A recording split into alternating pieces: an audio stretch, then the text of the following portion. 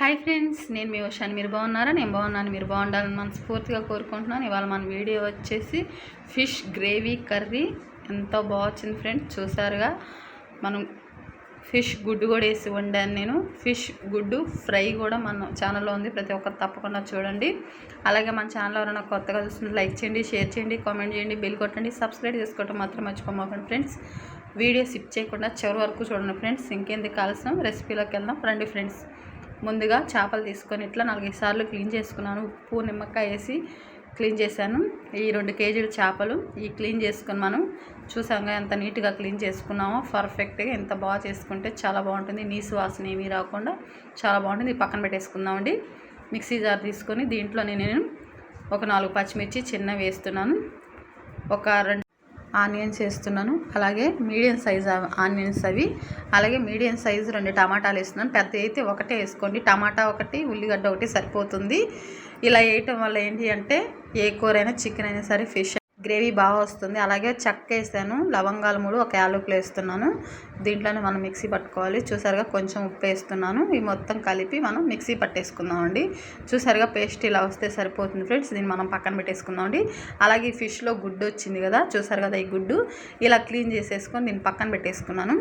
దీని తర్వాత మనం కూర ఉడికేటప్పుడు వేసుకుందామండి, పక్కన పెట్టేసుకుందామండి. ఈ చేపల్లో మనం మ్యారినేట్ చేసి పెట్టుకుందామండి. కొంచెం పసుపు వేస్తున్నాను, అలాగే దీంట్లోనే 1 స్పూన్ సాల్ట్ వేస్తున్నాను, అలాగే 3 టేబుల్ స్పూన్లు కారం వేస్తున్నాను ఫ్రెండ్స్.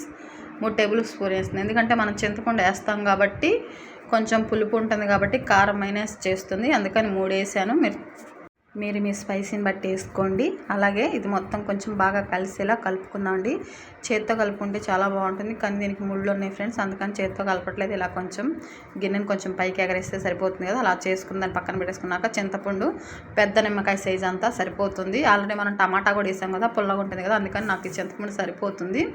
మనం నీళ్ళు పోసుకొని దీన్ని పక్కన నానబెట్టేసుకుందామండి. నానబెట్టేసి ఇలా చేసుకోవటం వల్ల త్వరగా నానుతుంది. ఇది పక్కన పెట్టేసుకొని ముందుగా స్టవ్ వెలిగించుకొని బాండీ పెట్టుకుందామండి.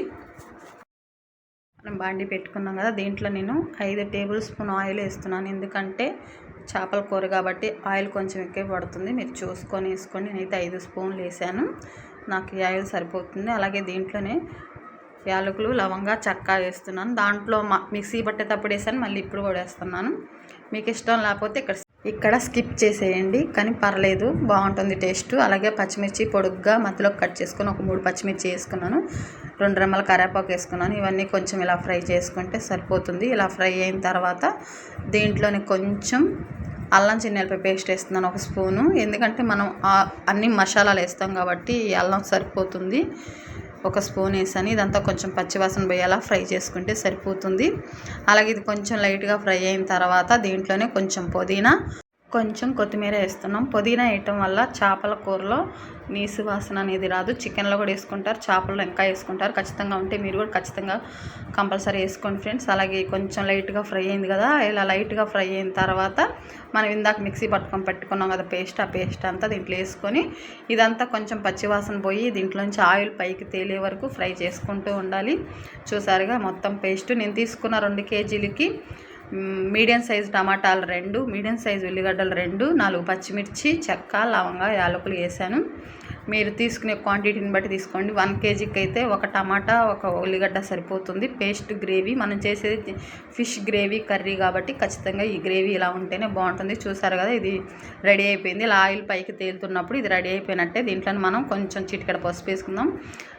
మనం చేపలు దాంట్లో వేసుకున్నాం, మళ్ళీ ఇప్పుడు గ్రేవీలు కూడా వేసుకుంటున్నాం. ఆల్రెడీ గ్రేవీలో ఉప్పు వేసాము, మళ్ళీ ఇప్పుడు కొంచెం వేస్తున్నాం, చూసుకొని వేసుకుంటున్నాం.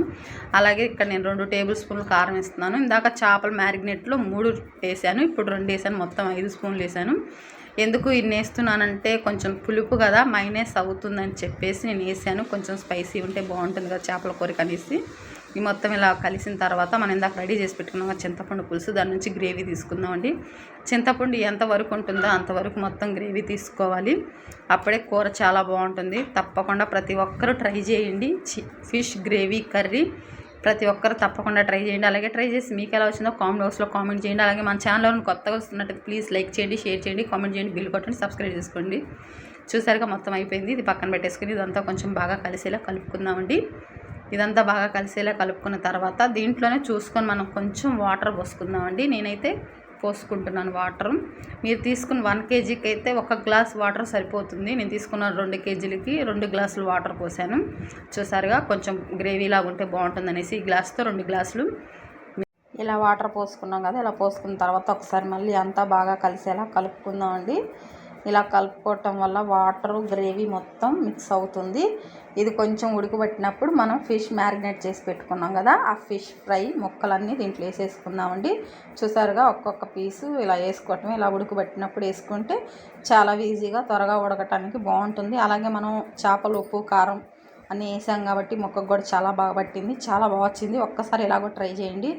ఎప్పుడు ఒకేలా కాదు ఫ్రెండ్స్, అప్పుడప్పుడు డిఫరెంట్గా కూడా ట్రై చేయండి. అలాగే ఇక్కడ నేను గుడ్డు చూపించాను కదా, అది చిన్న చిన్న పీసెస్లా కట్ చేసుకొని వేసుకున్నాను. ఇలా కట్ చేసుకోవటం వల్ల గ్రేవీ అంతా ఎగ్స్ అవుతుంది. అయినా పర్లేదు, మాకు అట్లా ఇష్టం.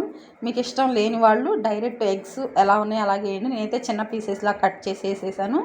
ఇది కొంచెం ఫుల్ అయిపోయింది కదా నేను పెట్టిన గిన్నె, అది ఉడికినాక సరిపోతుంది.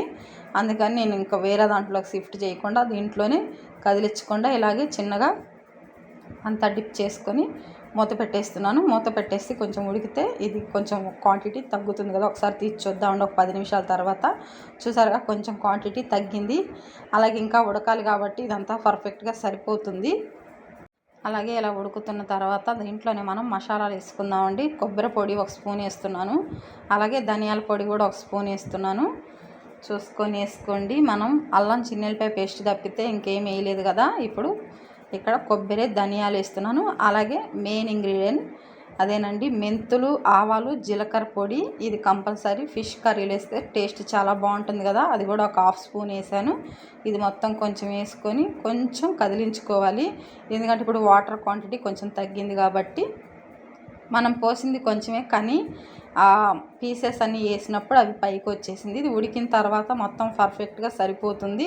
ఫిష్ గ్రేవీ కర్రీ పర్ఫెక్ట్గా రెడీ అవుతుంది. అలాగే ఒకసారి మూత తీసి చూద్దాం ఒక 5 మినిట్స్ తర్వాత. చూసారా, చాలా బాగా వచ్చింది కదా. ఇది ఇంతేనండి, కొంచెం రెడీ అయిపోయింది. చాలా సింపుల్ ఈజీగా ఎలా చేసుకోవాలో చూసాం కదా.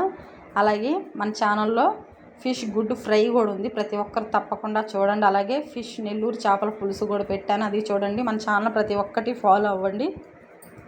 ఈ వీడియో మీకు నచ్చిందని అనుకుంటున్నా. ప్లీజ్ ఫ్రెండ్స్, నచ్చితే లైక్ చేయండి, షేర్ చేయండి, కామెంట్ చేయండి, బెల్ కొట్టండి, సబ్స్క్రైబ్ చేసుకోవడం మర్చిపోకండి. మరో వీడియోలో మళ్ళీ కలుద్దాం. Bye friends.